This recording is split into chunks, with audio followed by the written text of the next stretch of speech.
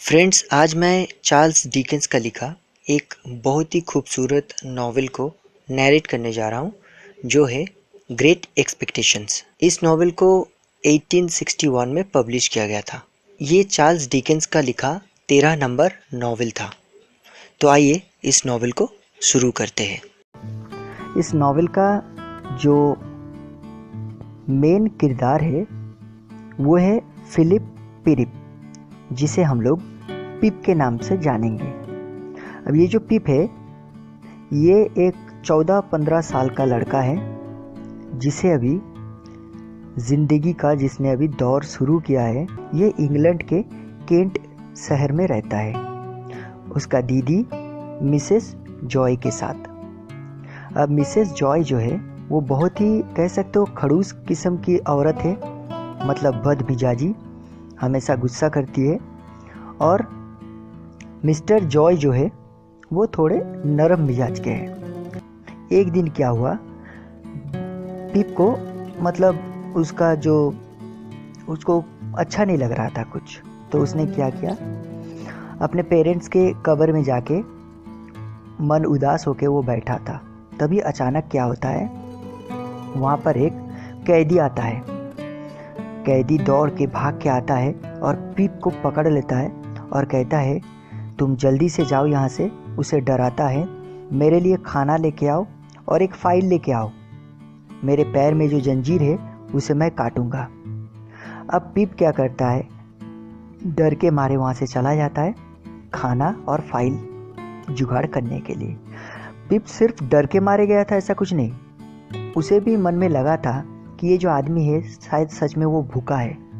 तो उसने क्या किया, कुछ देर बाद कुछ खाना और एक फाइल लेके उस प्रिजनर के पास आता है, कैदी के पास, और उसे देता है। तभी क्या होता है, जब प्रिजनर वो खाना खाता है और फाइल लेके जब वो काटने जा रहा था वो जंजीर, तभी वहाँ पर पुलिस आ जाता है और उसको पकड़ लेता है। लेकिन वो प्रिजनर दिल का अच्छा था, उसने पिप को बचा लिया और पुलिस को कहा कि नहीं, इस लड़के को कुछ पता नहीं है, मैंने ही खाना और ये फाइल चुराया था। पिप वहाँ से बच जाता है और चला जाता है, और कुछ दिनों बाद वो ये सब भूल भी जाता है, अपने जहन से हटा देता है, वो किसी को कुछ बताता नहीं है। अब क्या होता है, कुछ दिन बाद पंबिल चूक नाम का उसका एक अंकल था, वो आता है उसके घर में और वो मिसेस जॉय को कहता है कि देखिए, इस लड़के को यहाँ रख के कोई फ़ायदा नहीं, इसे यहाँ से ले जाऊँगा मैं। ये जो पंबिल चूक है ये थोड़ा अमीर है लेकिन बहुत ही कंजूस किस्म का इंसान है। इसलिए पंबिल चूक क्या करता है, पिप को वहाँ से लेके चला जाता है इंग्लैंड में और वहाँ सैटिस हाउस में लेके चला जाता है। सैटिस हाउस में एक औरत रहती है, मिसेस हैविशम। उसके पास पंबिल चूक क्या करता है, पिप को रख के आता है।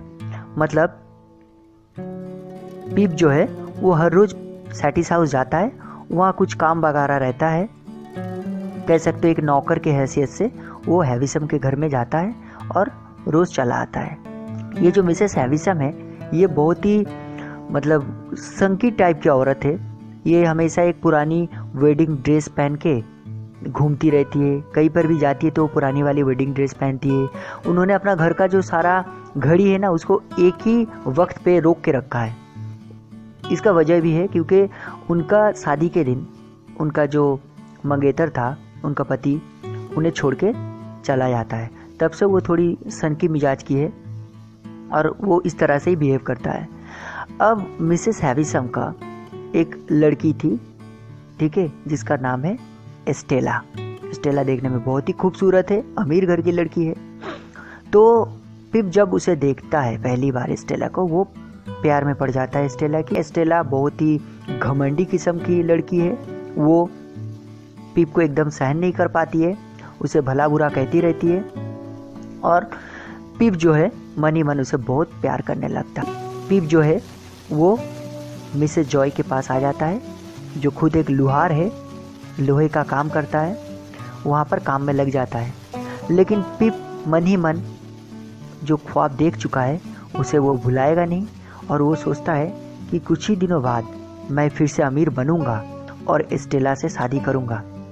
और वो ये सोचता रहता है लेकिन उसका जो काम करने का तरीका है जो मिस्टर जॉय का यहाँ, उसे अच्छा नहीं लगता है और उसे यहाँ मन ही नहीं लगता है, लेकिन फिर भी वो काम करता रहता है। और वहाँ पर और एक लड़की थी बीडी नाम की, वो भी एक ऑर्फन है। तो वो क्या करती है,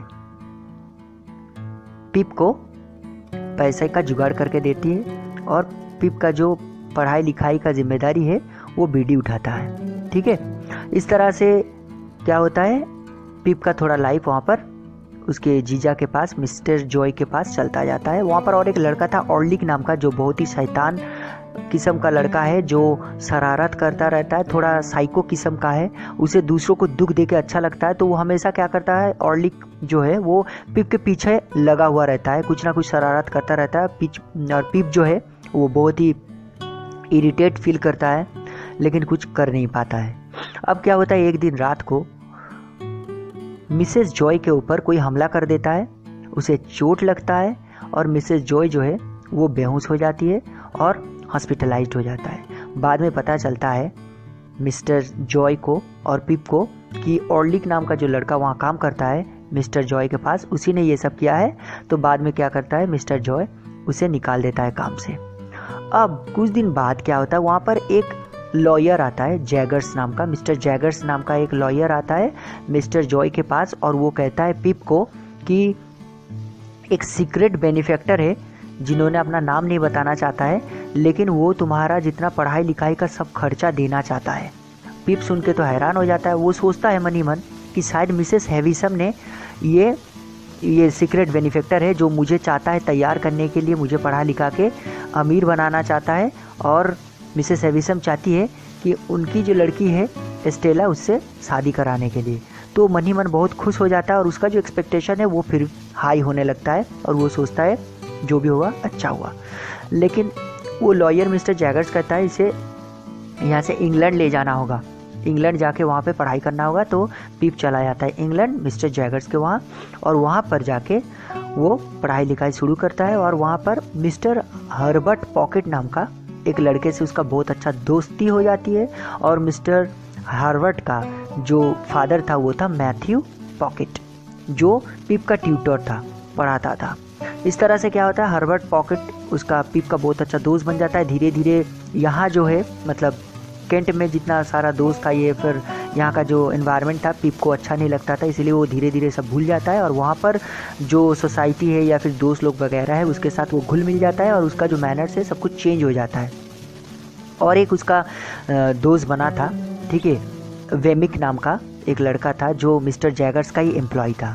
ठीक है, अब क्या होता है, इन सब का दोस्ती बढ़ जाता है और धीरे धीरे पिप जो है वहाँ पर अपना एनवायरनमेंट में अपने आप को घुल मिला लेता है और धीरे धीरे वो अपना ज़िंदगी जो है आगे बढ़ाता जा रहा था।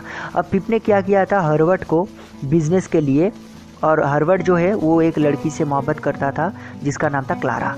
तो हर्वर्ड भी चाहता था अमीर बने और अपना पैर में खड़ा होकर दिखाए, तो पिप ने कुछ पैसे देके हेल्प भी किया था हर्वर्ड को।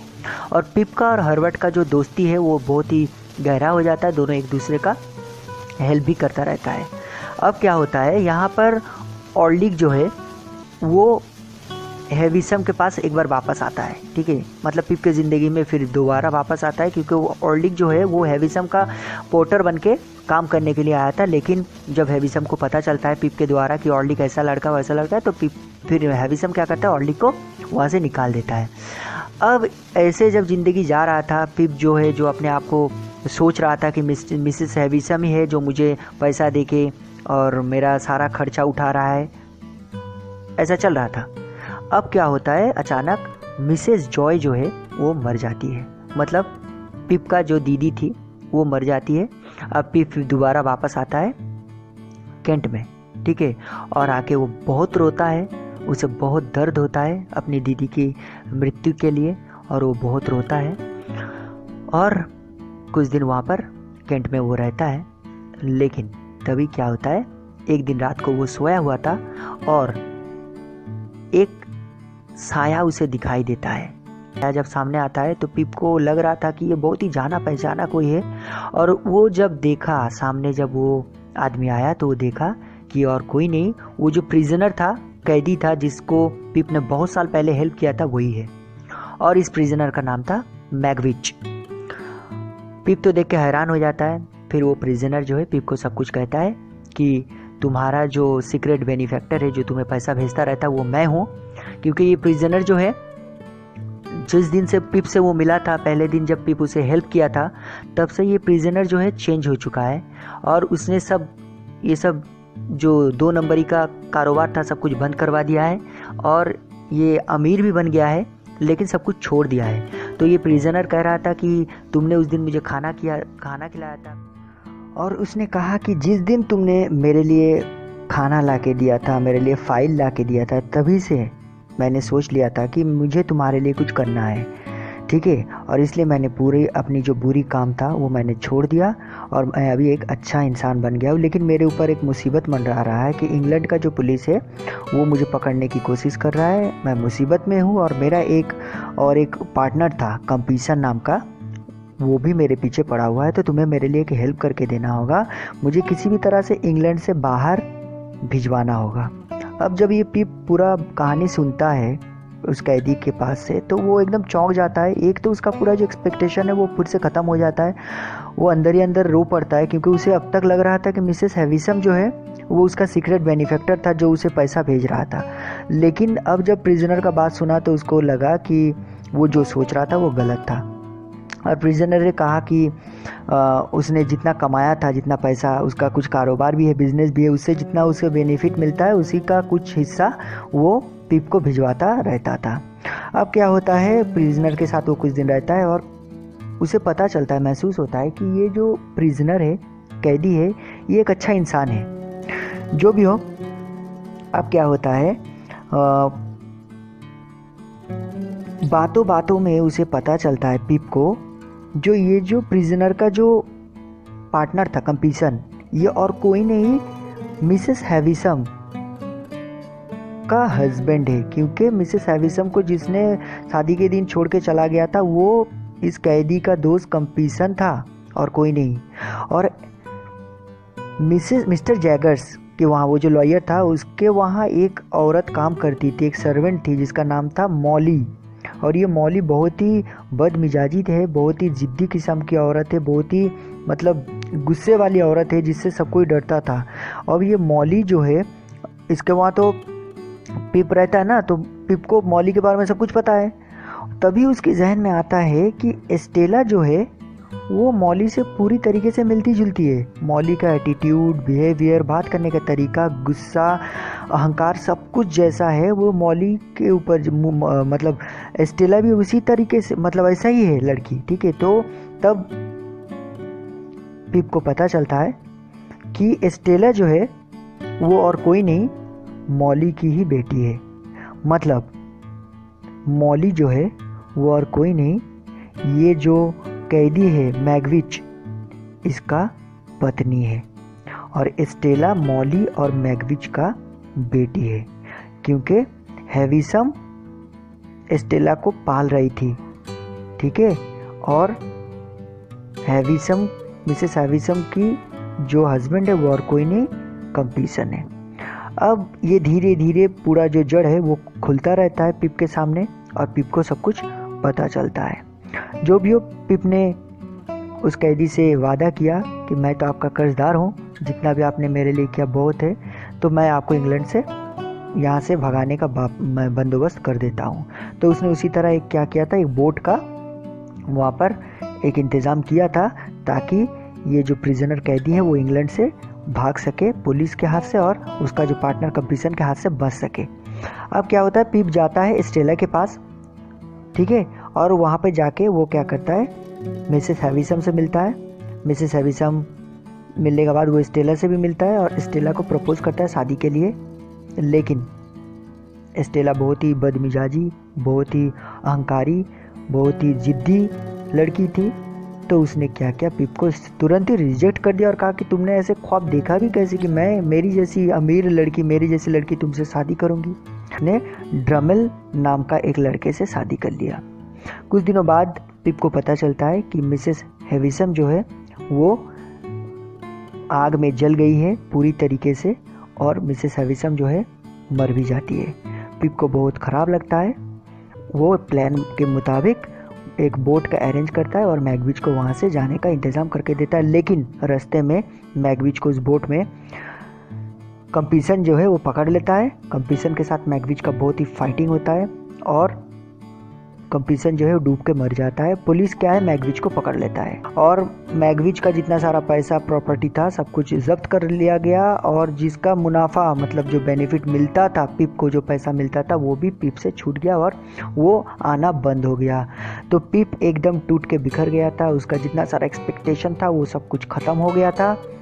लेकिन पिप तब क्या किया, दोबारा वो केंट में जाता है मिस्टर जॉय के पास। उसे बुरा लगता है और वो बीडी से शादी करने के लिए वो वहाँ पर जाता है पिप। लेकिन वहाँ जाके देखता है मिस्टर जॉय और बीडी जो है दोनों शादी कर लिया।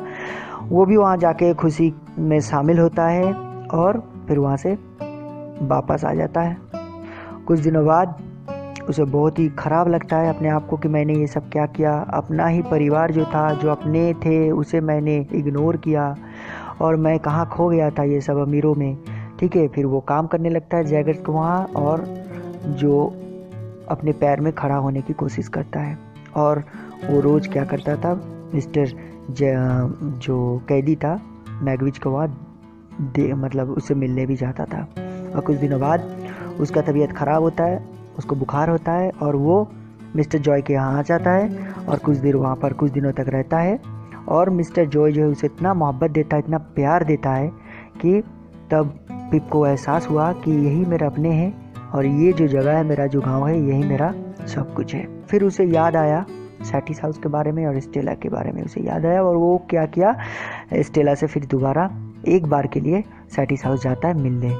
और वो जानता था कि मिसेस हैविसम तो अभी है नहीं, मर चुकी है और शायद स्टेला भी नहीं रहेगी। लेकिन वो जाके चौंक जाता है, देखता है कि स्टेला जो है वो सैटिस हाउस में उसकी हालत जो एकदम बुरी हालत में रह रही है। उसका जो घमंड है स्टेला की वो चूर चूर हो चुकी है। उसका जो गुरूर था वो एकदम चूर हो गया है। और स्टेला जो है पिप को देख के रो पड़ती है और कहती है सब कुछ ख़त्म।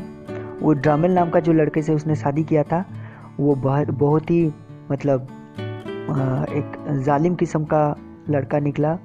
वो स्टेला को फिज़िकली टॉर्चर करता था, सेक्सुअली हैरेसमेंट करता था, उसे मारता था। ठीक है, और उसका मौत हो गया है।